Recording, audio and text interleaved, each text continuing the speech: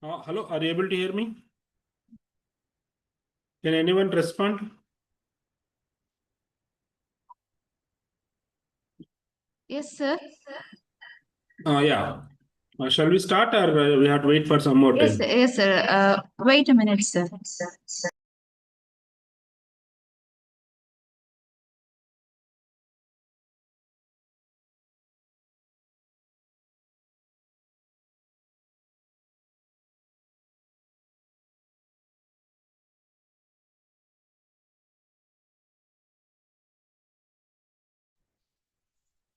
Good afternoon, everyone. I welcome you all for today's session and a special welcome to our today's chief guest, Dr. Noor Mohammed SK, Associate Professor, Computer Science and Engineering, Indian Institute of Information Technology, Design and Manufacturing, Kanchipuram.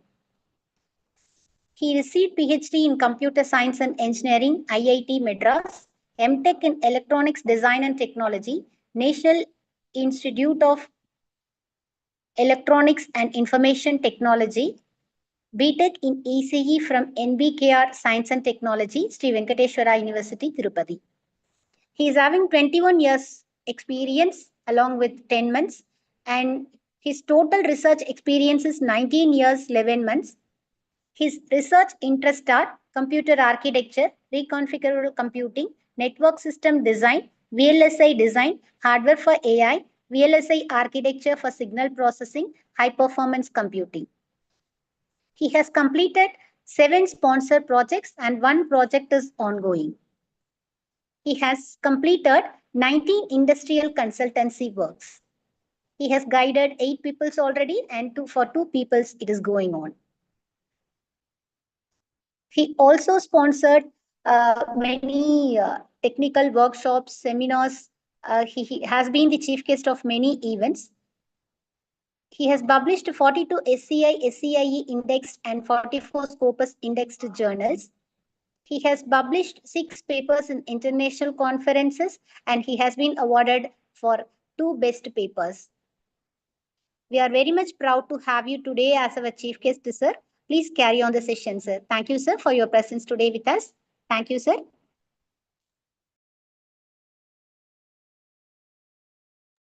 Thank you, madam. Good afternoon, everyone. I hope you can able to hear me clearly. Yes, sir. And are you able to see my screen? Yes, sir. It is clearly visible, sir. Okay, thank you. Let me go on. Okay. So I'll be talking about the topic is on exploratory data analysis and data wrangling. What I will do is this is something is a very useful topic when you talk about data analysis point of view, and even for research point of view, it is going to be more useful. And I will also try to demonstrate practical screenshots of the some of the data what I am having. So let me show what is the content I'm going to cover this one. So I'll be talking about what is data wrangling and what is the techniques that we use in the data and how we do handle the missing values and how we'll perform the data cleaning and transformation. That's something also I will be covering as a part 1. And part 2, what I will talk about data exploration. There is a exploratory data analysis. What exactly is again, I will be covering about what is univariable analysis and bivariable analysis and multivariable analysis. This how we can perform on whatever the data that we are having, such that we can do some kind of investigations on data. We can conclude some information about it. Okay, and then I will talk about what is feature engineering, how we use these features in our implementations. Okay, that's something I will be covering as part 3, and then followed by the I will be covering about real world applications and some of the case studies in this area, and then followed by the conclusion. So this is a thing what I will be targeting in today's discussion. Let's say that what is data wrangling? Again, data wrangling is the process where we'll be transforming and mapping the raw data into whatever the raw data that we get from any sensors or any information that is collected from the some kind of farms. Okay, so that's something what we have. This raw data will be in a one form, and which will be formatting, and will be converting into a more appropriate form, and where we'll have a means raw data. Most likely some of the times we'll have some kind of missing informations, and sometimes we don't have some information related to some sensor, okay, for a period, so for a certain period of time. So then what is the values we need to consider? Those things will be done by using these things. Okay, so we generally we do in case of wrangling one form of data, that is we'll be converting another form with the intent of making that more appropriate, and we want to make it more valuable of data. That's something which I can use in my data analysis point of view. It means which I can use this one for analytics point of view.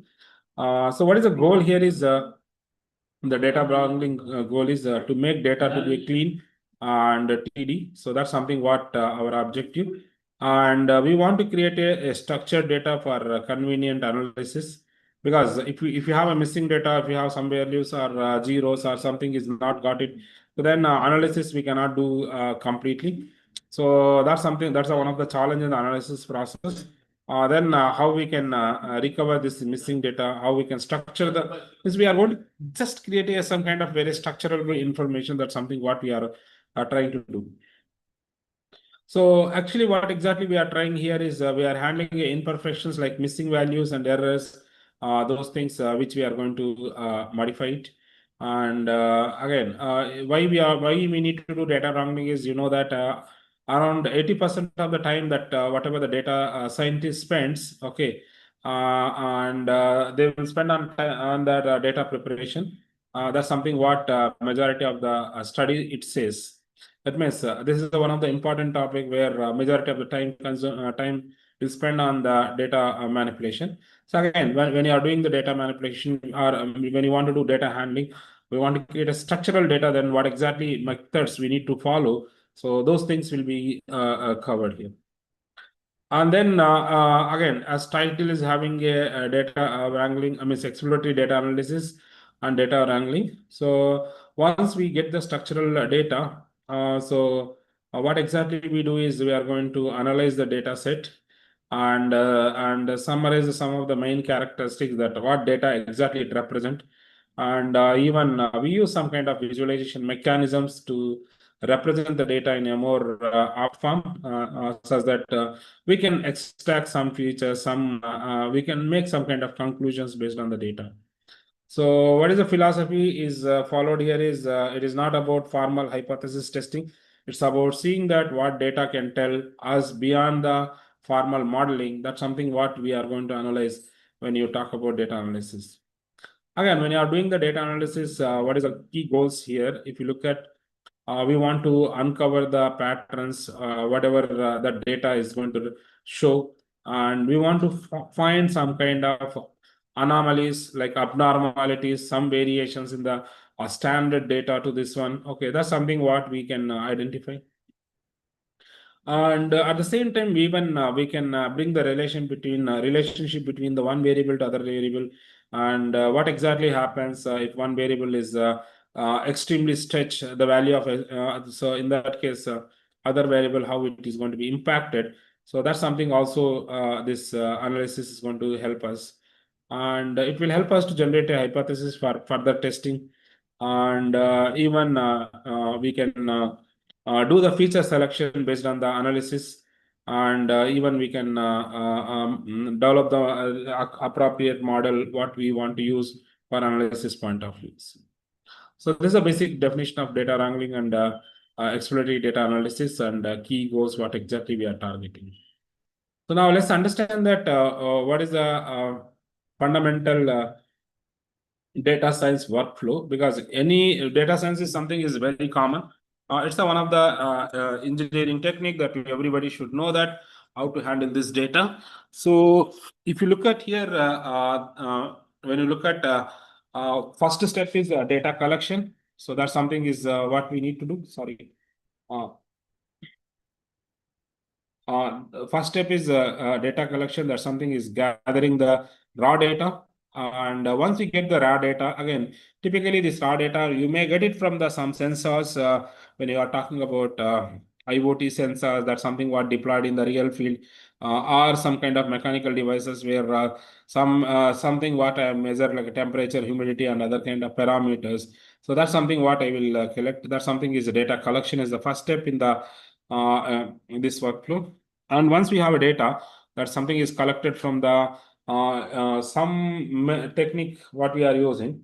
So then the next step is data wrangling. That's the second step where we'll do some kind of cleaning and we'll make the data to be a more structural pattern such that it can be looks like a more meaningful way that I can use it for analysis point of view. Okay. So that's something what we'll be targeting here. And then the start step. So now I have a structured data that what I got it from the sensors, which I have arranged it. So now I will be doing the data analysis. Okay. And where I will be exploring for some kind of patterns. I will be looking for some kind of behaviors, how data works. So that's something what I will be looking. And then I will be summarizing the data what I have. Okay. From what are the patterns that I observed in the data analysis. And then I will model the whatever the data I'm having that's something I'm modeling by applying algorithms such that I can find the patterns by using these algorithms. And in the last step, I will report and I will deployment where I'm communicating the findings and then I will be building the application. That's something what I'm intended to use here. Okay. So why this are all something is so important is because what is the data we are having? There might be possible to garbage will be there. Garbage will be present in our data, which we need to remove out. That means the garbage in, garbage out principle. And what exactly it says is if you feed a machine learning model a messy or incorrect or incomplete data, that's something what you typically get from the sensors. Initially, it will be like that only because sometimes it may the sensors may not work. In that case, you don't have any data to consider. So that's something if you are not taking some decision against that, so then it is going to be incorrect data or incomplete data only because periodical a certain period I don't have any data to analyze it. So you will get unreliable, incorrect results also. So that's something what it happened if you don't have a structured data. If you don't have a data, if you have a data with missing fields or if you have incorrect values, so that's something what it is going to be happen in this case. And the foundation for modeling is you need a clean data set that prevents errors and bias in your model. Because if you have a data where some kind of deviations are there, and in that case, it can give the biased results also. Because when you talk about machine learning, all this case decision problems point of view, this is something what it happens. Okay. So for better understanding, what we need to do is we need to perform the this EDA means exploratory data analysis that gives you an intuition for data structure, outliners, and relationship. Okay, that's something what I can build by using this exploratory data analysis, and even it helps us to decide which model to use and for extracting the features, and that's something what I can use it in my machine learning models. So if you look at, there are tools that we use for this analysis point of view. So most of the tools, if you look at today's point of view, Python-based tools are most popular and most easy to use it. And even it's an industry standard platform for or ecosystem for industry standard ecosystem for data science. That's something what we can use everybody. It's very easy to use it. I will also show some of the simple scripts that how we can use it and how we can analyze it also. And then we also use pandas. This pandas is one of the very useful tool for data manipulation and even analysis in Python I can perform. So it provides a data structure like the data frame, something what I can get it here by using pandas. And even I can use, one can use NumPy, is another most useful tool that is available in the Python. So this fundamental package for numerical computation is done by using NumPy. So this pandas is built on top of the NumPy. That's how we'll use it. And apart from that, we'll use there is something called matplotlib and cborn. So these are some of the powerful library for data visualization.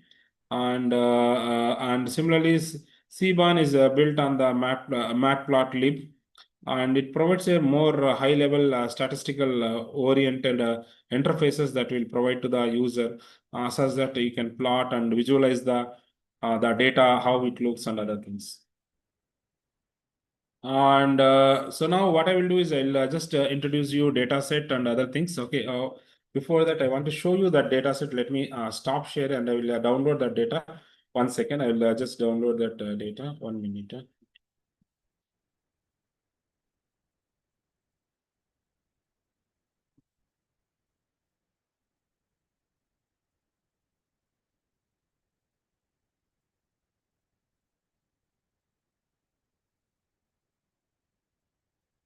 So in this lecture, I'll be using some standard data set that is typically used for analysis. Let me share my screen.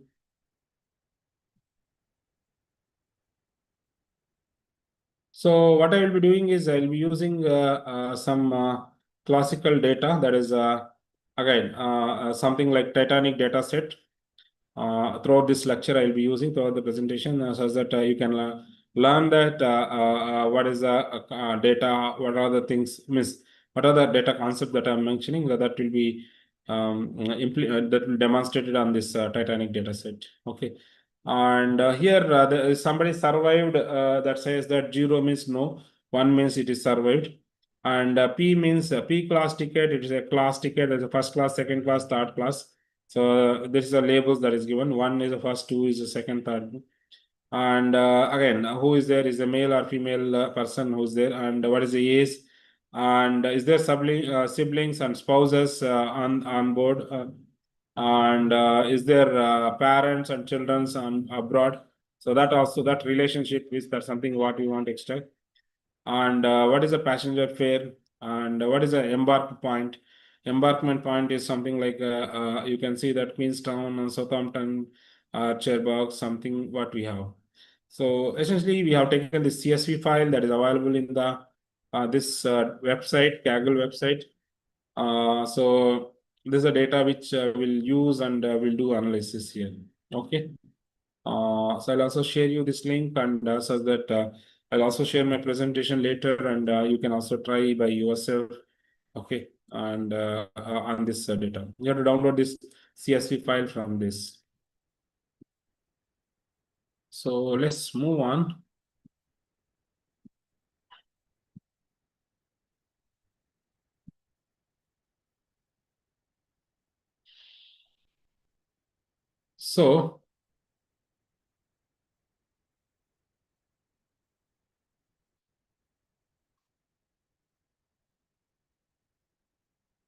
So let's see that what is the data wrangling and how we will perform the data wrangling.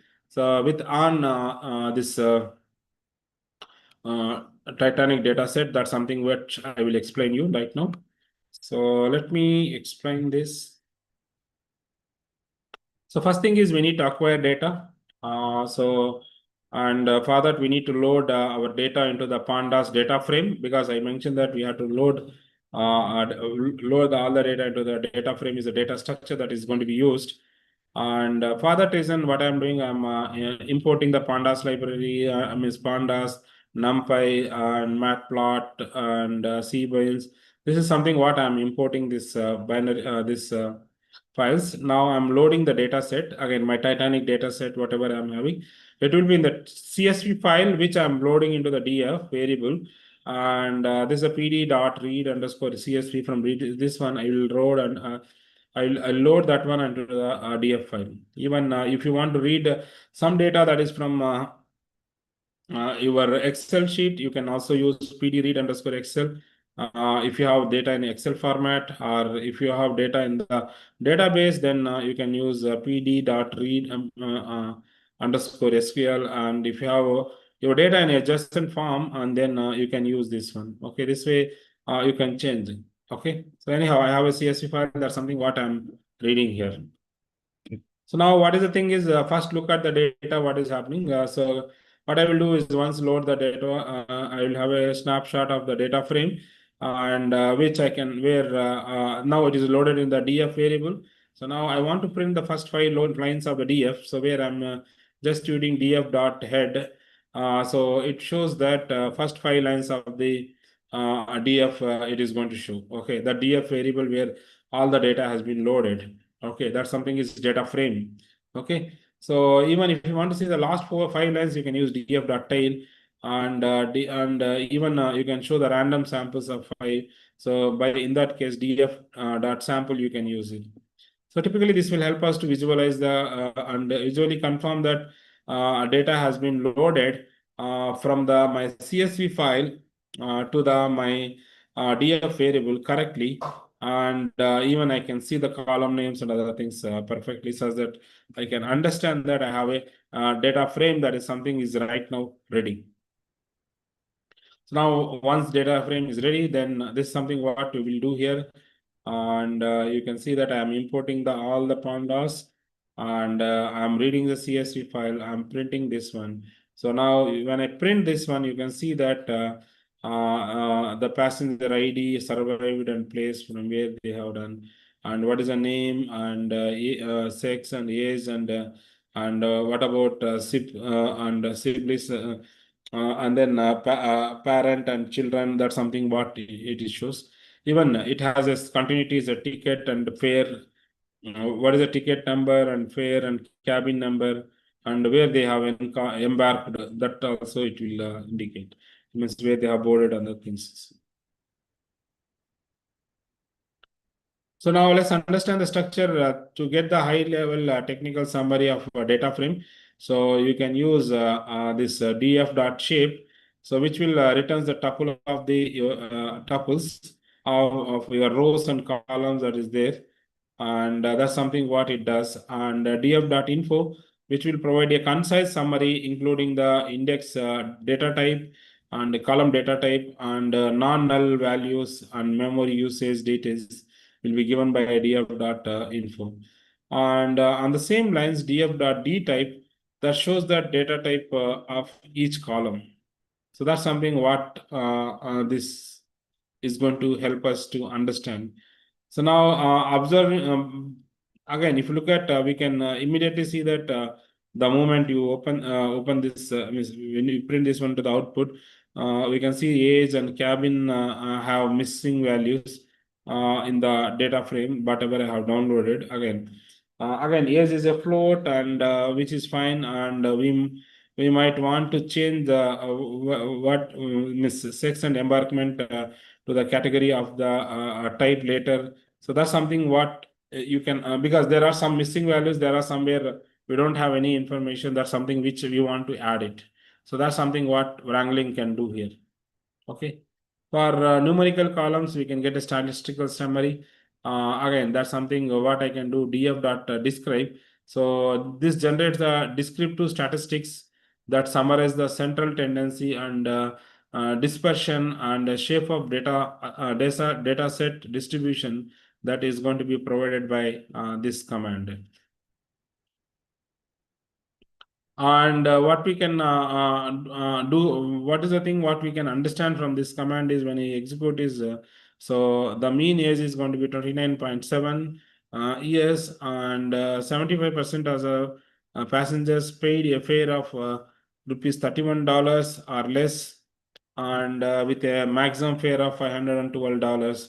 So that indicate that strong positive skew and potential outliers. That's something what it is available in the my entire data. So similarly, we have to, once we load the data into the data frame, then we have to identify the we have to identify the missing values. So that's something what I have to do in the first step. So cleaning is the first step to find out how much data is missing.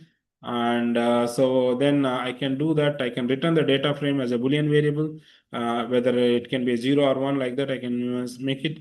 Or I can make it data frame is null that count the number of missing values in the each column. So that's something what we can do here. And if you look at in this point of view, when I'm running this one, df.isNull.sum, okay, sum. So it gives that age is going to be 177. If you look at in this data, whatever we are having, so 177 people's data where age is missing, and cabin related information is missing for 687 people, and and embarkment is missing for 2 flights. Sorry, missing for 2 data values. And even we can also use we can also generate a heat map such that we can visualize the location of the missing values very easily by using this one. So this is something what we are doing is we are collecting the info, and by using the data frame.info, once I load the CSV and DSV, print again. Here we are printing the DF describe. Again, whatever the data we have, that's something what we are describing here. And then we are also making that the counting of missing values in the each column. That's something what we are also mentioning here. So now the major point is why data is missing. Okay, so the reason for data is missing is might be some kind of missing complete at random. Okay, again. Again, as I told that sometimes my sensor may be malfunction, sometimes my sensor may not be dumped the errors. Some sensor dumped, but I have a link failure where because of link failure I have not got the data. So that's how the missing values will come, and missing completely at random again has no relation with the any value. So one can observe and identify that whether it is missing or not. Okay. So that's something what missing completely at random. That's something what it addresses. And the second one is missing at random. So the missingness is related to some other observed feature. So then we call it as a missing at random. And the next one is missing not at a random. So it means the missingness is related to the values itself. That's something what this MNAR, this is a standard definition. That's something what we'll use it here. So now we'll see some of the simplest approach to remove the rows and the columns with missing data. So one is likewise delete is the concept.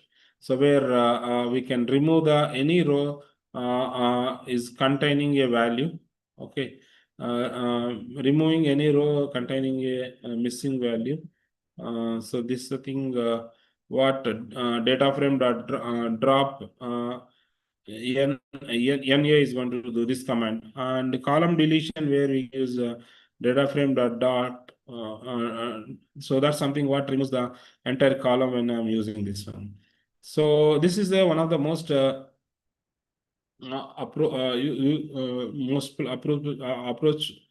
popularly used approaches for analysis, where we'll take all the data into the one of the variable called df. Okay, so again, when you are not handling this missing data, then your model may work in a biased manner. That's something what it can happen. So you can lose the data, which can reduce the statistical power and introduce bias in the bias if the data is not in a MCR. So this is something what is one of the missing data, how we can think about it. So now, so there is something called missing data from numerical values. We can also get it. Okay, so that something is concept called imputation. Imputation is the process of replacing the missing data with substituted values. That's something what we do is it's a numerical data what we are having, and that only we can do this one. So where there is something called mean imputation.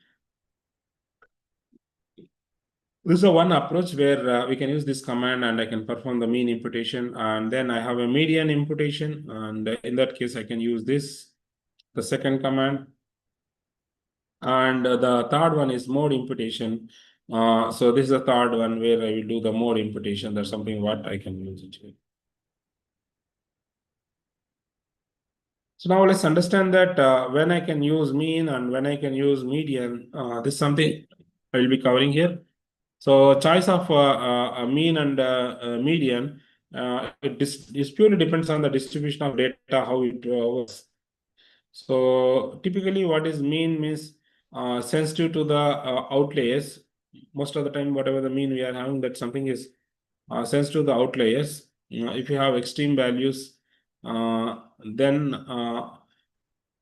if you have extreme values, example like a high fare in the Titanic data set, so that's something what we are having. So the this in that case, the mean will pull towards them. Okay, mean will be pulled towards that one. That's something what mean will perform here. The median is a robust outlier. That's something robust to the outlier. Mean is robust to the outlier. It represents the middle value and is often a safer choice for skewed data. We can go for a median.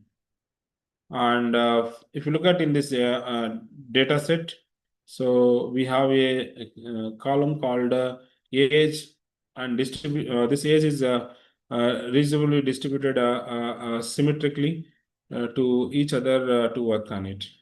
So what exactly we do is median is the often more conservative and it is a safer choice to use it than the median values. And in case of categorical data where you cannot use mean and median, and in such cases, replace the missing values with most frequent categories. And this most common and simple this is one of the most common and the simplest method that mode imputation. That's something what we can use it. And even we can create a new catalog by replacing a not a number with a new category like unknown, and this can consume this sometimes be useful if the fact that the data is missing is itself is a piece of information in that case. So now we'll talk about how we have analyzed this data. So we have a overall 75% missing too much input reliability of the device, where we will drop the columns and other things. Again, this data is something with respect to the our data set what I have used it. And even years we have 177 missing. That's something what important feature that we consider in analysis also. And even in embarkment point around 2 missings are there. That's something what we can compute also here. So again, as I mentioned that this is a simple script what you can use df.drop. Again, this is the parameters which you can use it, and where you want to add age to the medium. So then the age is going to be added here, and so similarly you can keep adding the each variable. That's something input. There is a embarkment with the stage. So where it is going to be represented in this form.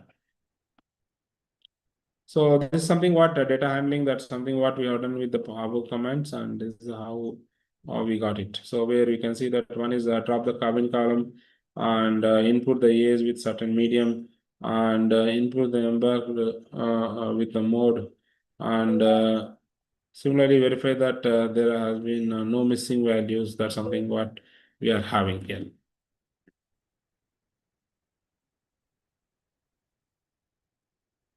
So the other one of the challenge in the data wrangling is how we'll handle the duplicates. So duplicate rows can skew the analysis. That should be removed. So data frame duplicate counts the number of compute duplicates rows in your data. It just gives that what are the duplicates are there. Df drop underscore duplicate. So in that case, it removes the duplicate rows. So that is available in the data. So you no need to manually. You no need to try this one. You can use automated approaches where it can provide it. Okay. So again, if you look at this, the Titanic dataset has no fully duplicate row, but this is going to be a very crucial step in any real world project where we need to remove that which are all missing data are there. Okay, so that's something what we are doing here also. So then once we remove the missing data, we'll correct the data types. So where we'll ensure that column will have a right data type. That's something is very important for analysis and memory efficiency point of view. And here we'll talk about DFS A type. So this is a primary method that causes a difference in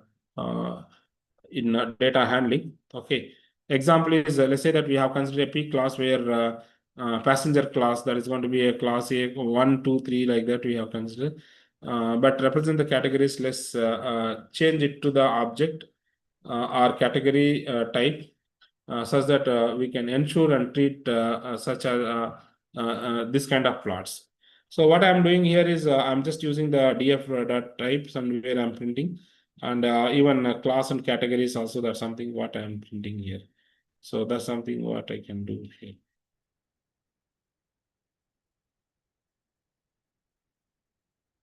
Okay. So once we correct the data, then the next step is we'll go for a outlier detection.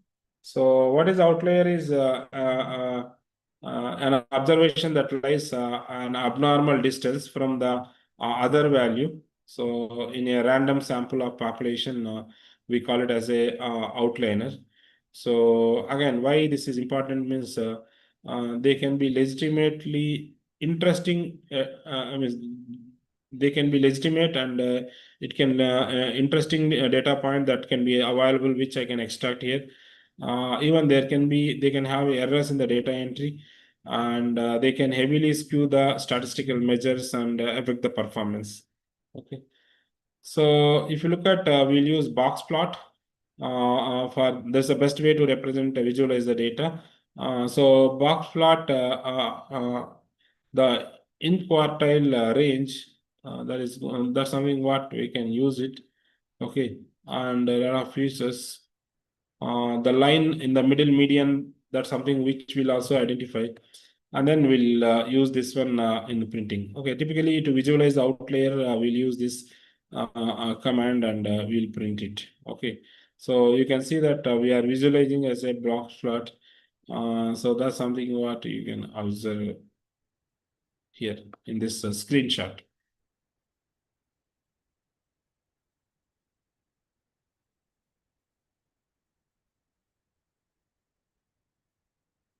So now, yeah, I hope you have seen this. What is the visualization outliers, how it looks. So now let's move on to the how we'll handle the outliers. So again, when you are investigating, you need to understand that what are the outliers in your data. So, and is there any errors into that? That's something what we have to look into that. If something errors are there, we need to correct, or even we can remove it also. So again, when we have to remove is if there are clearly errors and where you cannot correct it, so then it is good to remove it. Or transform by applying a mathematical function like algorithm, and be reduced can reduce the skewness caused by the outliers. That's something what we can use by using transformation. Okay, and that's something help us even understand the how data is going to be looks. So what exactly we are doing is if they are legitimate and the whatever the values that is available in the data set are extreme values, so they might be most interesting part of our data, and for fair, these are all likely to be real for first class ticket. So again, this is something how we are going to develop this one in the modeling. That's something what we'll show. Let me show this also. I have a snapshot which I can share you. So now, again, as I told, the data wrangling is something is a missing data and manipulating the data that is not available that is coming from the sensor. So that's something what it talks about your data wrangling point of view. So once your data frame is very perfect, okay, so then we'll go for exploratory data analysis. So now, what is the goal of this analysis is because right now whatever the data I'm having, it's a clean and where every field is present here, and where we can become a detective if something is missing in that we can identify, and even we will ask some kind of questions and answers to them with a visualization, so such that we can understand what exactly that data is going to convey. So again, there are three processes are there when you talk about exploratory data analysis, as we have seen earlier also. One is univariable unirate analysis, where we mostly look for a one variable at input. So that's something what we'll do in case of univariable. And then we have a bivariable. When you talk about bivariable analysis, we are looking for a relationship between the two variables, or not only multiple variables. That's something which I can work on it, and you can subtract. And then we have a multivariable, which looks like a look at the relationship between the three variables. So that something is called multivariable analysis. Three variables are more that we call it a multivariable. So now what I will do is this univariable analysis, how we'll perform that, something what we see that. So let's assume that we want to find out how many passengers survived versus died. So then you can.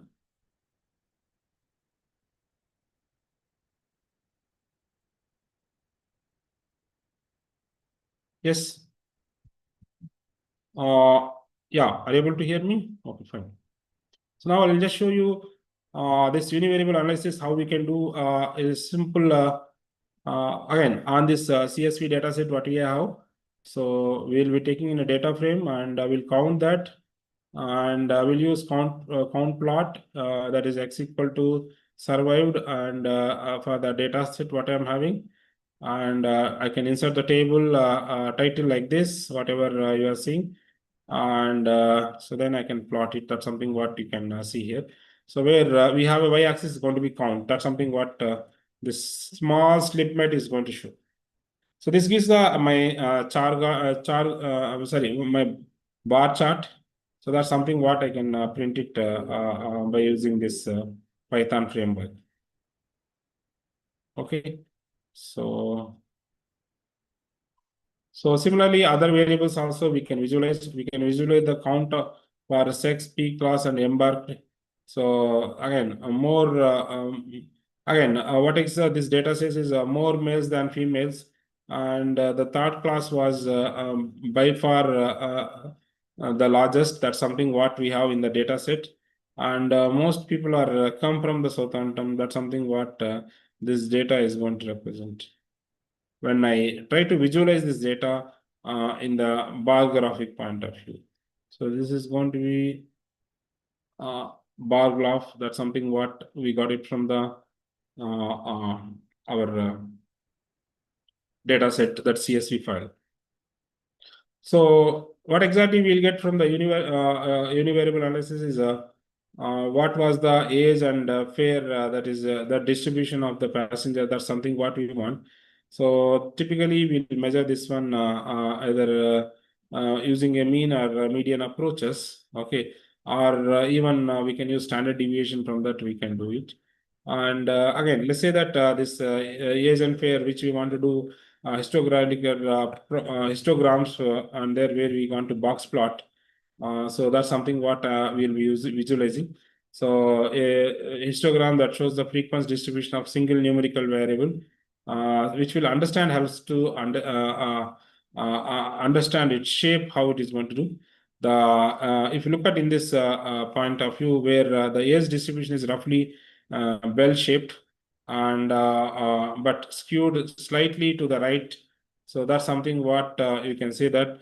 It means from that, what is the data I can understand is there is a small peak from the young children. That's something what it shows here.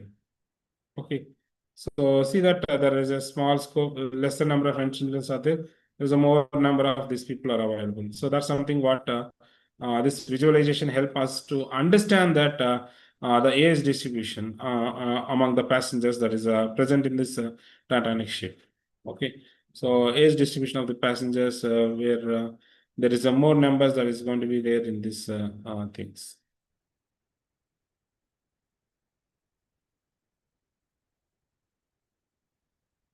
So even we can visualize the numerical variables by using box plot. So as we saw saw with the outliers, box plot also as excellent for summarizing the numerical variables, and that's something what it does.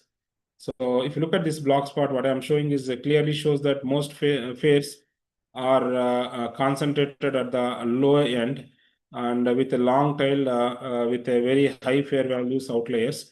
So that's something what it gives. So median fare is a very low compared to the maximum. That's something what you can see here in the fare point of view. Okay. So there's a plot that is extracted from the data of this where fare is the y-axis, and where you can see the distribution here. So this is something is the understanding from this plot. And I can plot this one by using this one. So I have a data frame where we have, and I want to extract the fare column, and I want to plot that. Miss, we want to name the title of the plot is this one, and the plot show. Then it will plot this one. That's something what you can get it here. So next one is bivariate analysis. So where we'll consider the two variables, that's something we'll use here in the analysis point of view, and where we can have two types of different, we'll have different types of visualizations that depends on the variable that I'm using. Again, since I'm considering two variables, one is numerical versus numerical, I will have.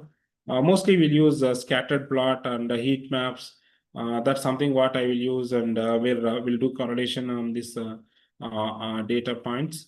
And another one is another way of plotting is categorical versus categorical, because I have two variables. One is categorical, another also categorical, where we can use stacked bar charts and cross tabs. We can use it here. And the other approach is numerical versus categorical, where I can use box plot with violent plot. That's something I can use it here in order to represent it. So this is something numerical versus numerical scatter plot. So what we are doing is we are taking two variables, that is age versus fare. That's something what we are considering, and I have a data in a data frame. So where I'm plotting age versus fare, and I'm plot show. Yeah, this is how the plot looks. So now you can see that the majority of the people who has fare less than 100, that is more are there from this scattered analysis, what you can see here. And between 200 to 300 fare, this is a range of people. 200 to 100 is a range of people, and 0 to 100, the volume is very high. And especially you can see that the age point of view, if you look at around, let's say that 15 to 45, there is a more people are involved in that. That's something what this numerical to numerical plot it says that.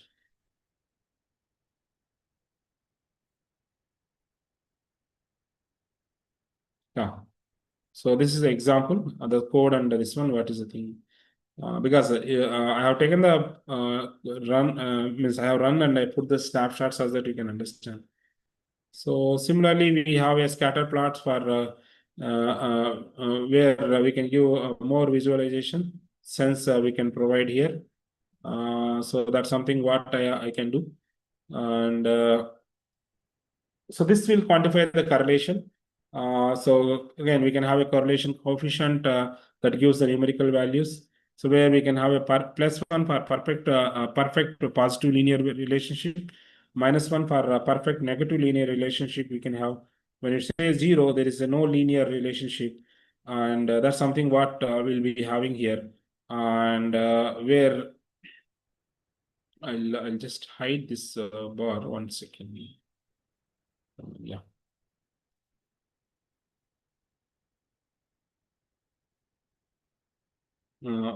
So where you can see that the snippet of the code where numeric underscore df where we'll take the number, okay, and we'll do the correlation matrix. That's something what I'm generating here, and even I'm going to print that correlation matrix values. That's something what I will be doing here. Okay, so that's something if you look at here, so I'm just taking that again the same CSV file. From that only I'm extracting this one. So where I'll be arranging this one: passenger ID, survived, age, and sibling, and parent and child and fare. So that's something what we'll have a for the same variables. Again, we have a passenger ID, survived, age. So we have a correlation matrix. That's something we are printing here.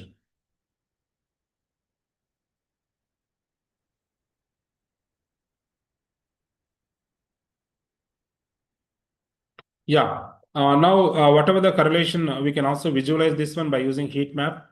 So that's something what you can see this. There's a heat map that is generated here by using this. Okay. So you can see that fare, parent, children, and sibling, and then age and survived and passenger. So between that, we have created a correlation matrix with the numerical features. That's something what it shows here as a heat map. Okay, so there is a weak negative correlation between the P class and age. That is a P class and age. That's something what it shows in the graph. Let's say that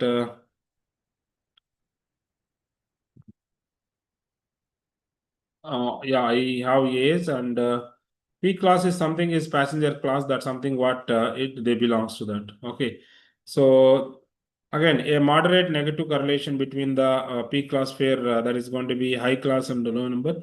Yeah, this something is missing in the plot, but anyhow, I'll just show you the other one. So similarly, we have a categorical versus categorical. This is a way we can also plot this data.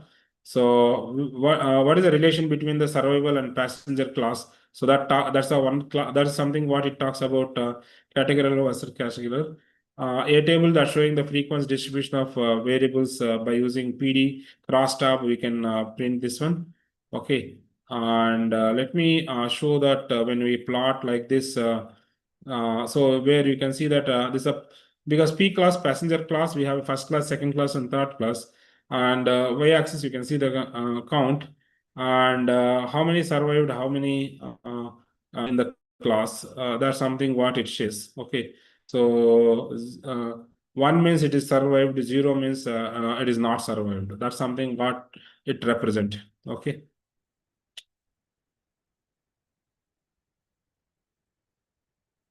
And similarly, we have a case. If you look at another example here, case versus survival, that also we can categorical to categorical, we can print. So again, I can use the same command. I can make it and I can plot this one.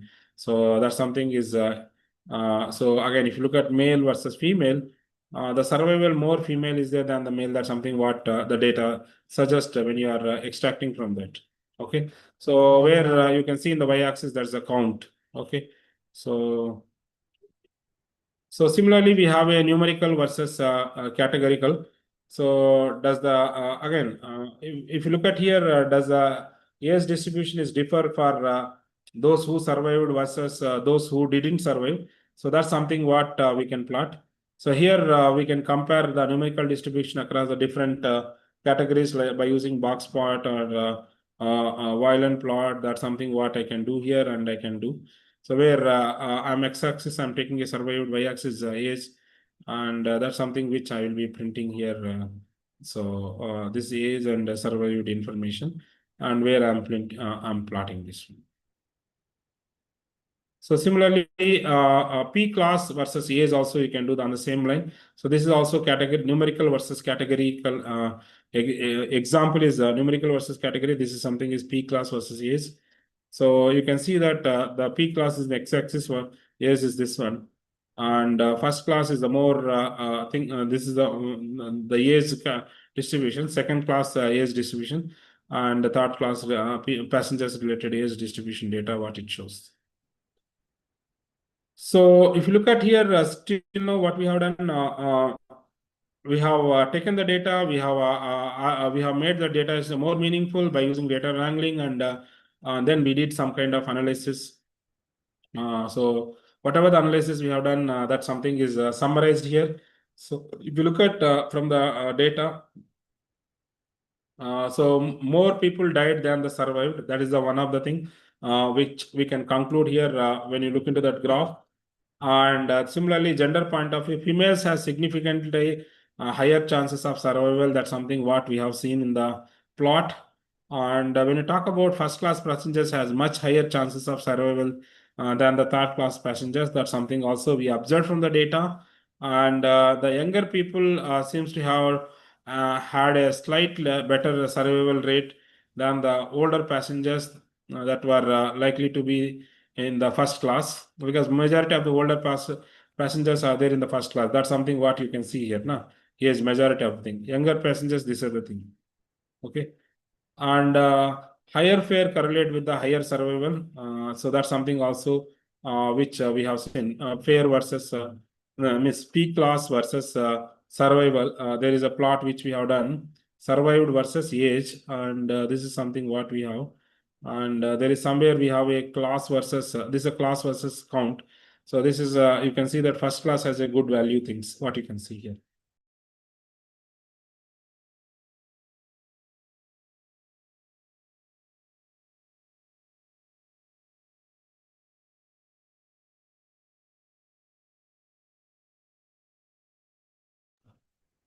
Yeah, that's something what we have analyzed here. So similarly, we can have a multivariate analysis. Again, where we'll explore the interaction between the three or more variables. That something is a multivariable variate analysis. And so by using this one, we can confirm and refine our earlier hypothesis. And the easiest way to do this one is by adding the third dimension to our existing plots, whatever we have. So that's something what we can do. And even we can visualize this one with a hue. So again, if you look at, let's say somebody poses a question like, we know that P class and sex both strongly predicts the survival. So what is their combined effect? Okay, that's something I want to see that. So X is a P class, Y is Q is the sex, and column is survival, and which we are plotting here. So where you can see that P class, and this is not survived. This is survival. So you can see the clear distribution here, and where the blue wala is the a male, and the other one, whatever you're saying, is a female related. So this is a not survived, and this is a survived information. That's something what we get it here. Okay. So this plot is incredibly revealing that it breaks down the survivors and non-survivors by both the class and sex. And we see that females of first and second class had an almost 100% survival rate. And the group with the worst outcome was males. In the worst outcome is where the non-survival is male of the third class. So this is the third class where majority of the males is non-survivable. Okay. So that's something what this analysis will talk here. Similarly, we can also do the fair plot. So fantastic is one of the very useful tool for getting a quick multivariate overview, and it creates a grid of plot that's showing every pairwise relationship with your data. So one is undiagonal where a histogram of each variable, and even a scatter plot of each pair also it will show. So that's something what you can see here. The fair plot where we have a A's and fair, and where fair again 0 for non-survival, 1 for survival, and that's something what this fair plot it gives. So it brings a multiple relationship between the multiple variables. So that's one of the advantage of going for this. So now we'll see some of the case studies. What we understand by combining the variables, we can form more conclusion. We can draw the more conclusions. Again, the women and children first mantra seems to be hold true in the data from this. That's how we derive. If anything happens, first we'll send the children and women. So that's something what is also followed there. And the effect of class was also extremely strong. A woman in third class had a lower chance of survival than the woman in first class. Again, that's something even holds true today's point of view. The worst of group by far as adult of third class, that's something what you can see that third class men's survival is very low. This is the power of the exploratory data analysis.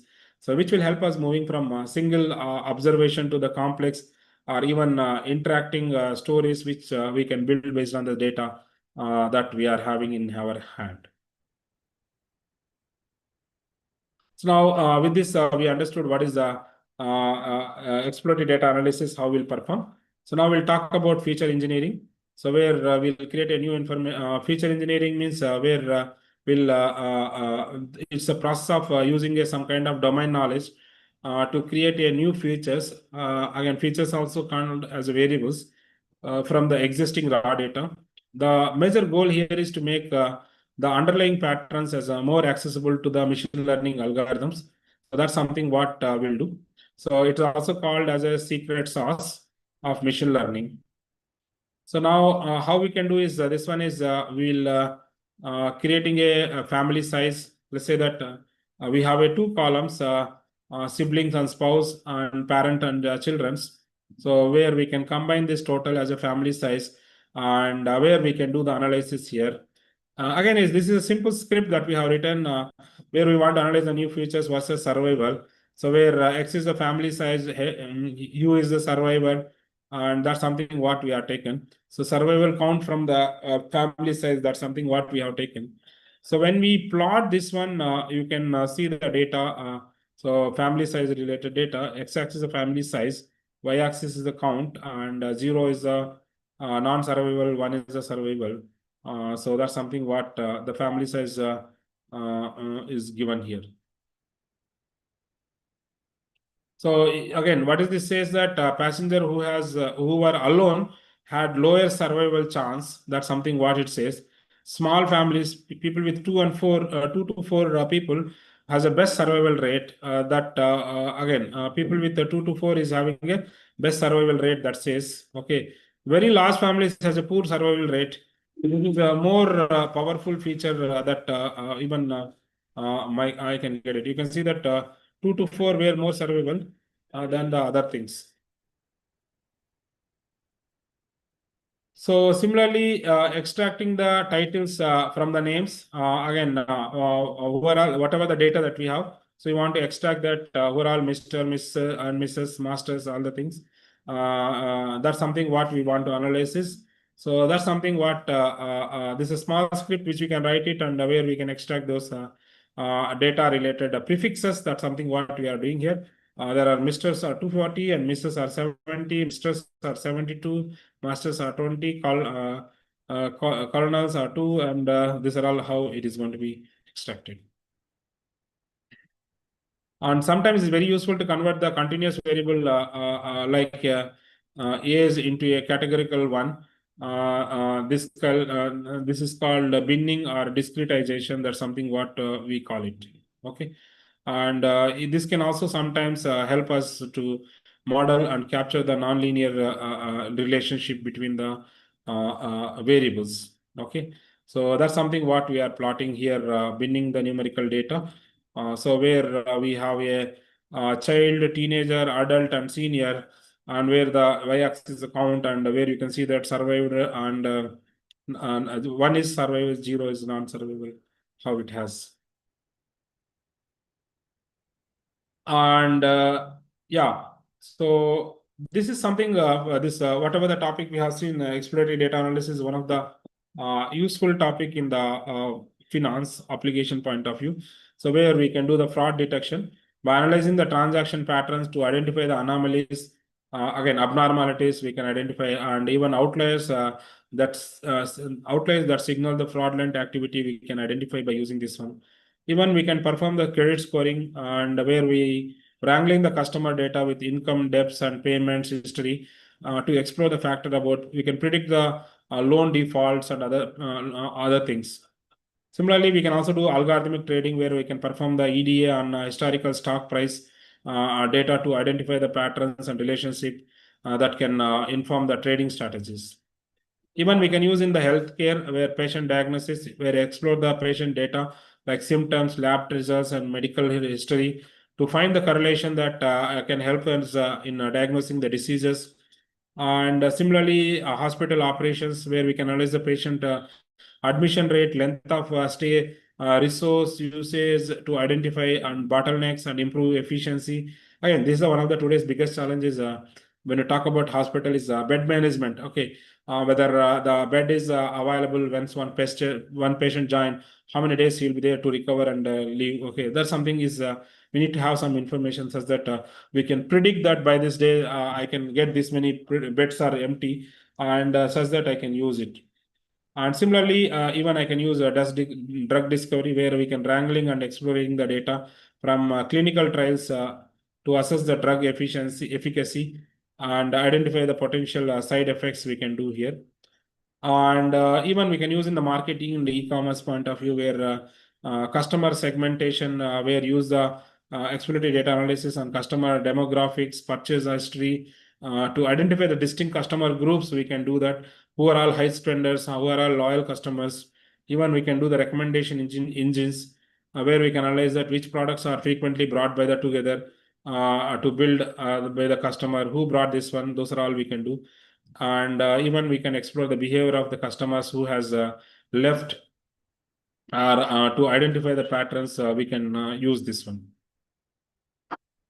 So in summary, I can this wrangling is something is one of the important steps. That's the first step which we need to do, such that we can create a structured data, and without that you cannot explore. If you are exploring, it will be messy.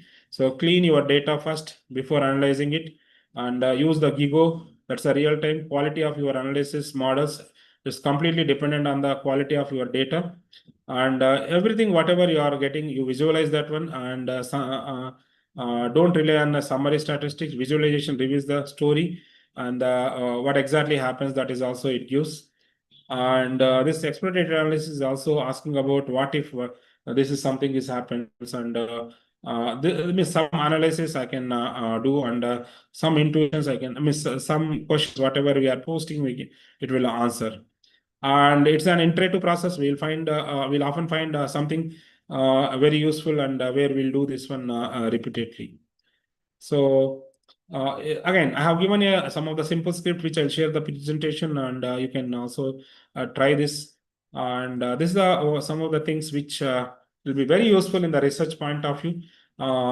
First thing is, whatever the data you are collecting from with respect to your information, you can do the data wrangling, and then you can perform the data analysis. Okay, so that's something what about this topic. Yeah, if you have any questions, you can ask me. I have another 5 minutes. I'm happy to answer these questions.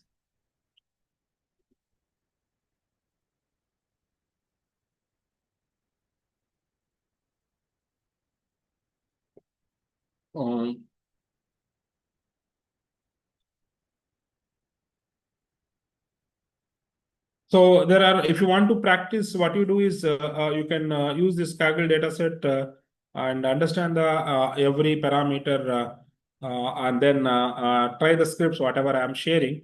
Again, you don't need to install anything. You only need to have a Python. A Python compiler should be there, and with that you can do this one. Okay. So I'll share this presentation to you to the organizers where they will share it to you. So where you can use it and where you can plot each things and you can see that.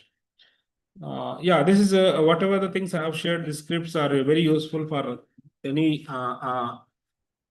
means any domain engineers also, because we can use it.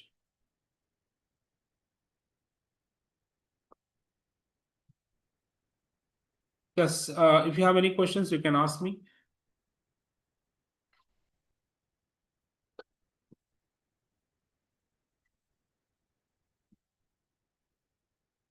So if there is no questions, then shall we stop here? Madam, can I end?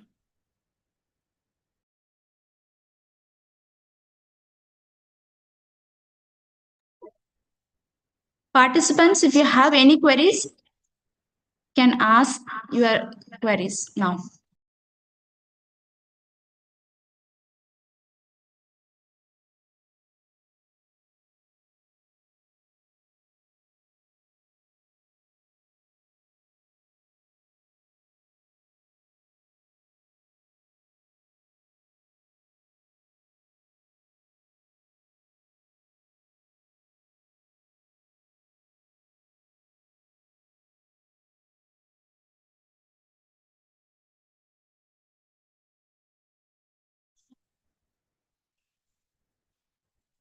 I kindly request the participants to clarify your doubts.